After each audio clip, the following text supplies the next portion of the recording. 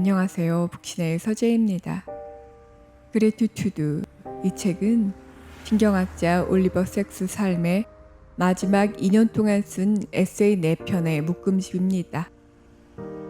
올리버 섹스는 이 책에서 나이 든다는 것과 질병, 그리고 죽음을 놀랍도록 우아하고 또렷하게 응시했습니다. 그 가운데 첫 번째, 나의 생애에 대해 낭독하겠습니다. 한 달 전 나는 건강이 괜찮다고, 심지어 아주 튼튼하다고 느꼈다. 81살인 나는 요즘도 매일 1마일씩 수영을 한다. 하지만 나도 운이 다했다. 몇 주 전 간에 다발성 전이암이 생긴 걸 알게 됐기 때문이다. 9년 전 나는 안구 흑색종이라는 드문 종류의 종양이 발생했다는 진단을 받았더랬다.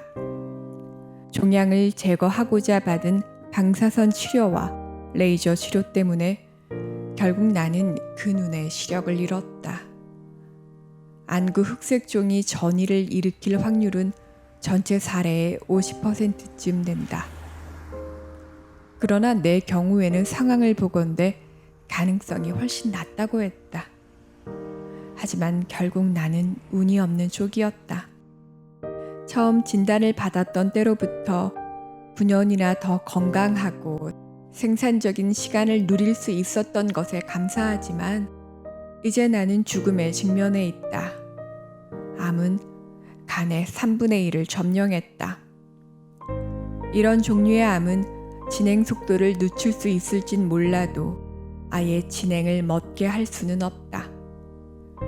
남은 몇 달을 어떻게 살 것인가 하는 문제는 내 선택에 달렸다.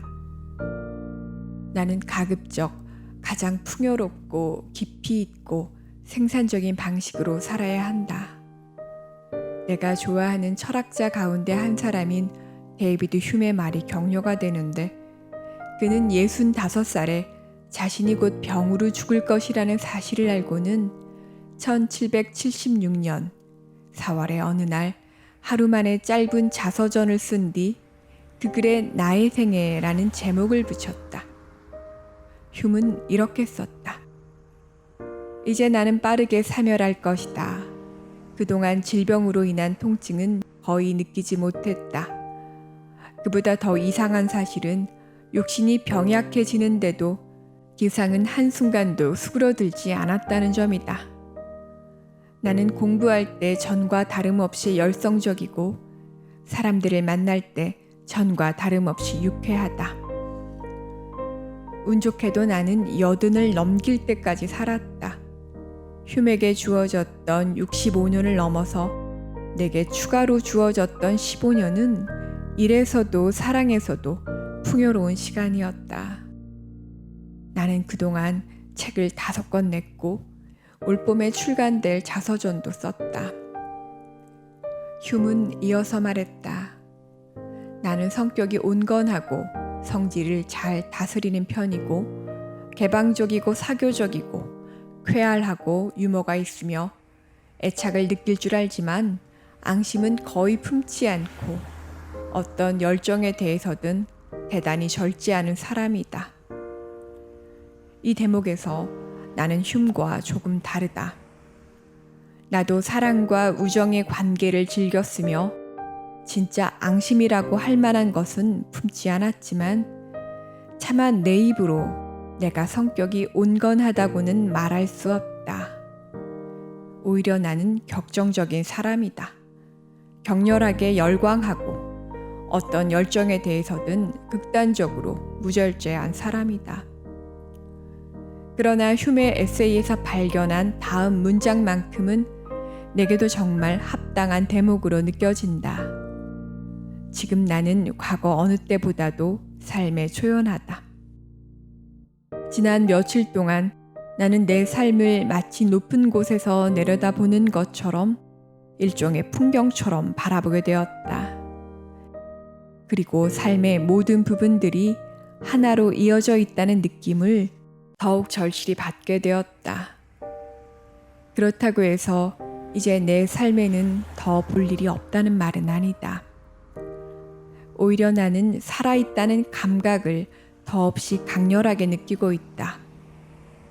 남은 시간 동안 우정을 더욱 다지고 사랑하는 사람들에게 작별 인사를 하고 글을 좀 더 쓰고 그럴 힘이 있다면 여행도 하고 새로운 수준의 이해와 통찰을 얻기를 희망하고 기대한다. 그러려면 나는 대담해야 하고 분명해야 하고 솔직해야 할 것이다. 세상과의 계산을 제대로 청산해야 할 것이다.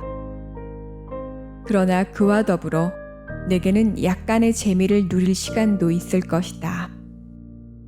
갑자기 초점과 시각이 명료해진 것을 느낀다. 꼭 필요하지 않은 것에 내줄 시간이 이제는 없다. 나 자신, 내 일, 내 친구들에게 집중해야 한다. 더는 매일 밤 뉴스 아워를 시청하지 않을 것이다.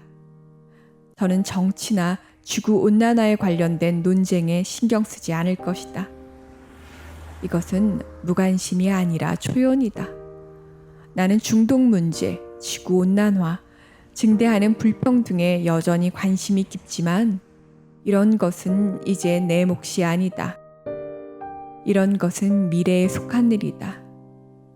나는 재능 있는 청년들을 만나면 흐뭇하다. 그들이 내 전이암을 생체 검사하고 진단한 사람들일지라도 나는 미래가 든든하다고 느낀다. 나는 지난 10년가량 또래들의 죽음을 점점 더 많이 의식해왔다. 내 세대가 퇴장하고 있다고 느꼈다. 죽음 하나하나가 내게는 갑작스러운 분리처럼 내 일부가 뜯겨 나가는 것처럼 느껴졌다. 우리가 다 사라지면 우리 같은 사람들은 더는 없을 것이다. 하기야 어떤 사람이라도 그와 같은 사람은 둘이 없는 법이다. 죽은 사람들은 다른 사람들로 대체될 수 없다. 그들이 남긴 빈자리는 채워지지 않는다. 왜냐하면 저마다 독특한 개인으로 존재하고 자기만의 길을 찾고 자기만의 삶을 살고 자기만의 죽음을 죽는 것이 우리 모든 인간들에게 주어진 유전적, 신경학적 운명이기 때문이다. 두렵지 않은 척하지는 않겠다. 하지만 내가 무엇보다 강하게 느끼는 감정은 고마움이다. 나는 사랑했고 사랑받았다. 남들에게 많은 것을 받았고 나도 조금쯤은 돌려주었다. 나는 읽고 여행하고 생각하고 썼다. 세상과의 교제를 즐겼다. 특히 작가들과 독자들과의 특별한 교제를 즐겼다. 무엇보다 나는 이 아름다운 행성에서 지각 있는 존재이자 생각하는 동물로 살았다. 그것은 그 자체만으로도 엄청난 특권이자 모험이었다. 감사합니다.